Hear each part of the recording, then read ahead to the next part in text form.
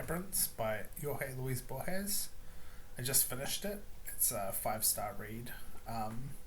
It's very, how do I describe it? It's very cerebral. It covers a lot of metaphysical and philosophical and philological, just all the logical things. Definitely explores a lot of interesting concepts.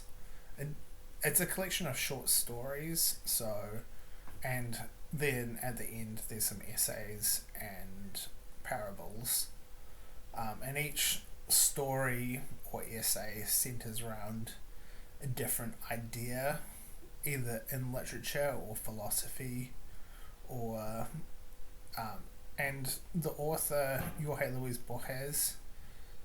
I'm not sure if I'm pronouncing that name right because there's a little bit of an interesting pronunciation. He writes a lot of magical realism, so a lot of his novels center around, or not. He doesn't write any novels. He's only written short stories. A lot of his short stories center around something that isn't possible outside of the realms of how we imagine things to work, or he has a lot of interesting literary ideas.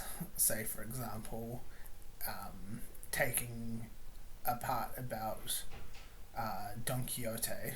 He writes a lot about Don Quixote and imagining the characters in a slightly different scenario, or imagining a situation where someone wrote Don Quixote word for word exactly the same but in a different time period, and how that would affect people's relationship with the text, even though it's an identical text, but if it was written later we would perceive it differently. There's a lot about perception. It's a very good read, and the Penguin Labyrinths, the Penguin Essentials, is very cheap. I mean, it's one of those books that you might not think about too much, because a lot of people definitely think of books in terms of novels instead of as short stories or anything like that. And I think it's worth reading. It was a 5-star read for me. It's one of those reads that I'm definitely going to have to come back to, and I'm going to have to let the ideas percolate a little bit. It can be quite dense at times, and there were times where I had to look up words, and there were a lot of names of people, especially in the essays, where I got kind of lost on who was being referred to. So famous Argentinian writer. I recommend it, and if you have the chance to pick up this copy, or not this copy specifically, but anything by this author, I recommend his stuff. It's very, very good writing, very